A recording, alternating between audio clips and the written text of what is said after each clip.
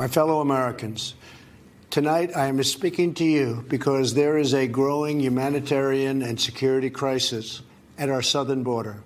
Trump used a national platform last night to spread outright falsehoods and fearmonger about undocumented immigration in a primetime TV event. And of course, he blamed the Democrats for the shutdown. The federal government remains shut down for one reason, and one reason only, because Democrats will not fund border security. As always, Trump's biggest enemy is Trump, just at a different time. Like, here's Trump 3 weeks ago. I will shut down the government. Okay, absolutely. fair enough. And We I am disagree. proud, and I'll We tell you disagree. what, I am proud to shut down the government for border security, Chuck. Literally, no one is in support of throwing away $5 billion on a wall that will prevent nothing, especially since the wall was primarily used as a mnemonic device to help you remember to talk about immigration to begin with. This push is so transparently childish that even the American people are aware that this is all your fault, Donald Trump. Also, just to give you some perspective about how scummy our supposedly liberal media is, back when Barack Obama wanted to address the nation on immigration in 2014, the TV networks considered this speech far too controversial to air. Even as we are a nation of immigrants, we're also a nation of laws. Undocumented workers broke our immigration laws. This is how a conservative president trying to push for reasonable immigration reform should conduct himself. Or herself, am I right? You can dab. Trump, on the other hand, used this opportunity to try and create hysteria surrounding immigration by hitting a variety of points. The two I'll address here are violent crime and illegal drugs. Now, let's get started with crime. Over the years, thousands of Americans have been brutally killed by those who illegally entered our country, and thousands more lives will be lost if we don't act right now. Imagine addressing the nation to talk about just violent anecdotes on undocumented immigrant crime when the data shows that undocumented immigrants are considerably less likely to commit crimes. Crime has gone down while the immigrant population has gone up, and states with more undocumented immigrants tend to have lower crime rates. But what do I know?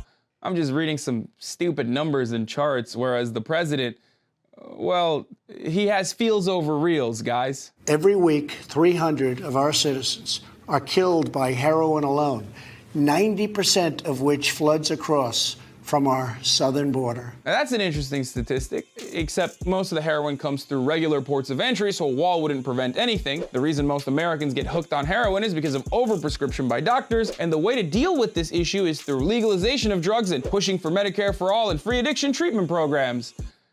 That is, if Trump was actually interested in solving this crisis. He's not. And this last point is probably my favorite because I hear it from conservatives all the time. Some have suggested a barrier is immoral.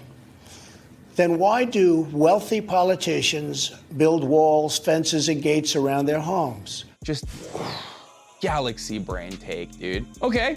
Why don't we put walls around towns then? Why don't we put walls between states? Seriously, why are there no walls around California to stop people from coming in? The traffic is insane during rush hour. On a final note, I just want to mention that Chuck Schumer and Nancy Pelosi still ended up finding a way to talk about bipartisanship and compromise last night, making me want to end my life. But there was a shining moment of hope for the future of the Democratic Party. He talked about what happened the day after Christmas. On the day of Christmas, a child died in ICE custody. The president should not be asking for more money to an agency that has systematically violated human rights. The president should be really defending why we are funding such an agency at all.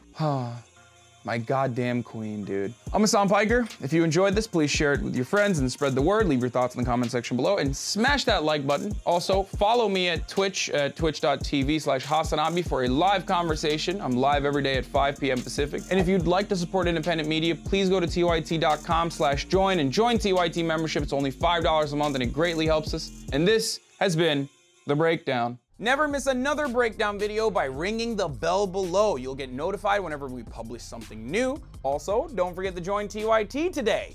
Download our TYT Plus app on your phone or head on over to tyt.com/join.